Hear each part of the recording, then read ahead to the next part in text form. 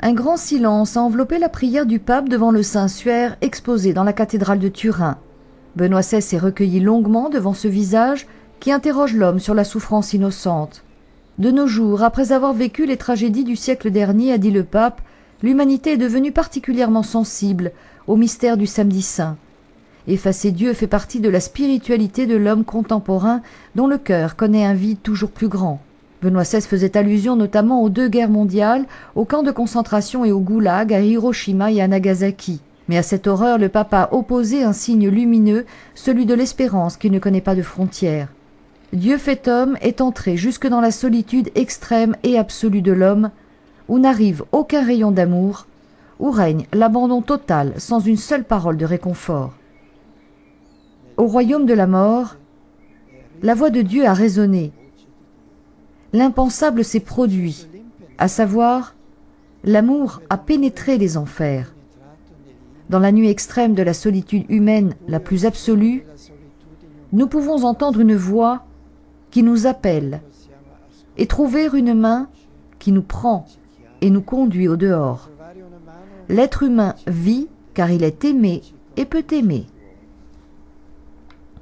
C'est pour cela que depuis le 10 avril, des milliers de pèlerins affluent chaque jour à la cathédrale de Turin pour contempler l'homme de la souffrance, car sur ce visage déchiré par la douleur, il ne voit pas uniquement l'obscurité, mais aussi la lumière, non pas la défaite de la vie et de l'amour, mais la victoire de la vie sur la mort, de l'amour sur la haine.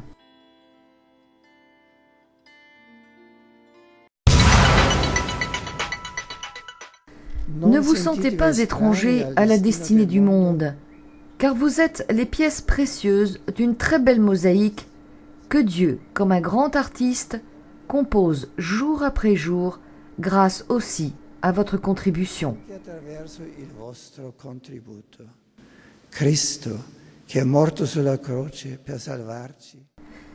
La rencontre a été très chaleureuse entre le pape et les malades de la Maison de la Divine Providence.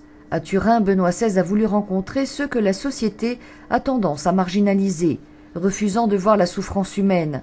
Il a rappelé aux malades qu'en offrant leur souffrance à Dieu dans le Christ, ils peuvent collaborer à la victoire du bien sur le mal, car Dieu fait fructifier notre offrande et notre acte d'amour.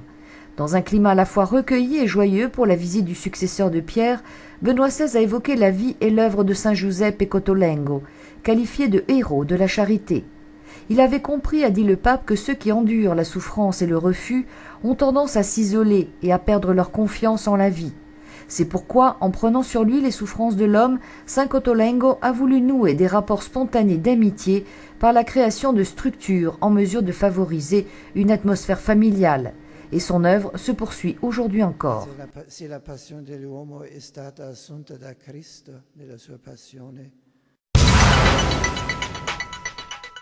Le cardinal Augustin Mayer, bénédictin, décédé le 30 avril à l'âge de 98 ans, laisse un souvenir ineffaçable, a déclaré Benoît XVI. Les obsèques du cardinal ont été célébrées ce matin dans la basilique Saint-Pierre. À la fin de la messe, le pape a évoqué l'œuvre accomplie par le cardinal Mayer, une vie consacrée au travail, une vie dépensée avec douceur et droiture, dans l'adhésion cohérente à sa vocation de moine et de pasteur zélé de l'Évangile, toujours fidèle à l'Église. Benoît XVI a par ailleurs rappelé l'engagement qualifié du cardinal Mayer dans le domaine liturgique, dans celui des universités et des séminaires, et surtout le précieux service rendu au Saint-Siège, d'abord au sein de la commission préparatoire du Concile Vatican II, puis au sein de divers dicastères de la Curie romaine. Il a toujours cherché à mettre en pratique le contenu de sa devise « L'amour du Christ nous a rassemblés dans l'unité ».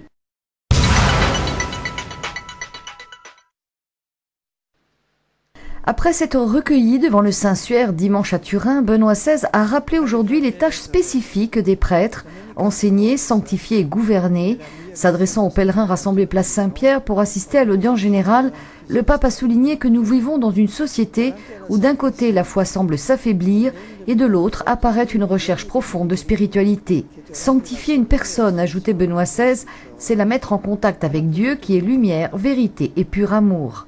Les prêtres sont appelés à jouer le rôle de pont afin de favoriser cette rencontre capable de transformer les personnes.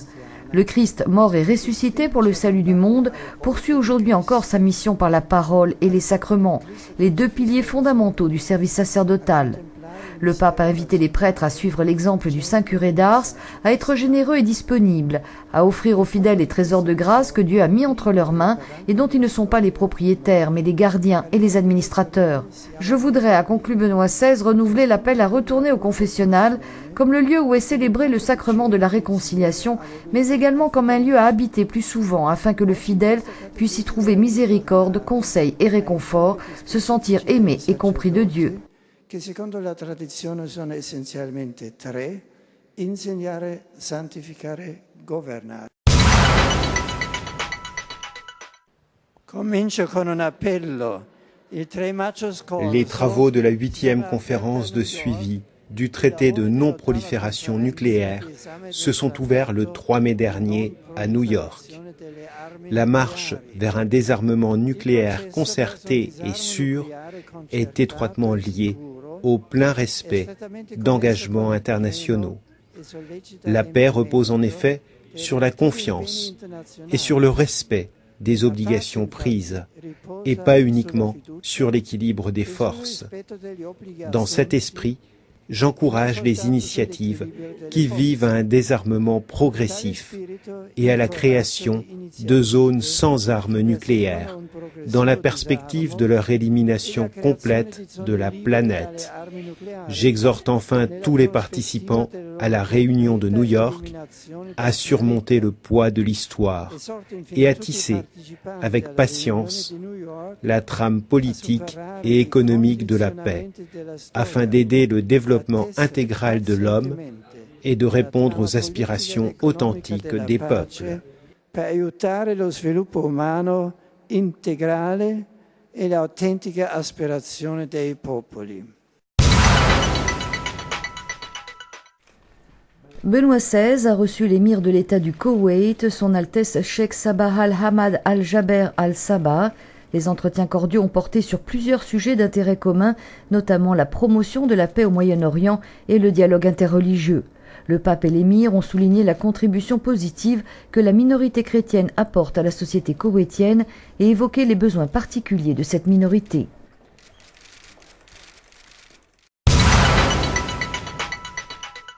Après Malte, puis Turin, Benoît XVI s'apprête à partir mardi prochain pour le Portugal.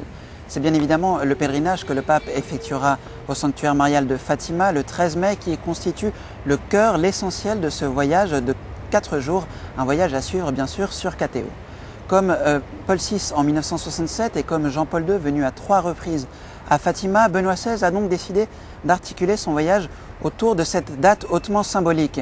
C'est en effet le 13 mai 1917 que la Vierge serait apparue aux 3 petits bergers portugais, Lucia dos Santos et ses 2 cousins Jacinta et Francisco Marto. C'est également le 13 mai 2000 que ces 2 derniers ont été béatifiés par Jean-Paul II. La cause de béatification de Lucia a quant à elle été ouverte en 2008, 3 ans seulement après sa mort de la propre volonté de Benoît XVI. Pourquoi ? Eh bien tout simplement parce que le pape est extrêmement lié à la figure de Fatima, un dossier sur lequel il a longuement travaillé. Souvenez-vous, après l'attentat de 1981, Jean-Paul II avait en effet chargé la Congrégation pour la doctrine de la foi d'étudier la validité du 3e secret de Fatima, le secret qu'avait confié la Vierge à Lucia. Mais la visite de Benoît XVI ne se résume pas seulement à ce pèlerinage.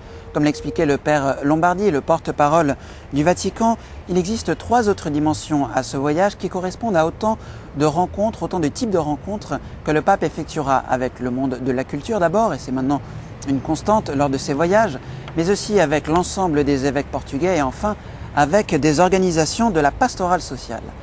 À ne pas négliger enfin le contexte politique dans lequel se déroulera cette visite. Le président de la République, Aníbal Cavaco Silva, doit en effet décider d'ici le 17 mai de promulguer ou non la loi autorisant le mariage homosexuel dans son pays. Toute la question est donc de savoir si le chef d'État, fervent catholique, se prononcera pendant le voyage ou en dehors, et ça c'est le souhait de l'Église portugaise afin de ne pas perturber le séjour de Benoît XVI. Je vous dis à la semaine prochaine.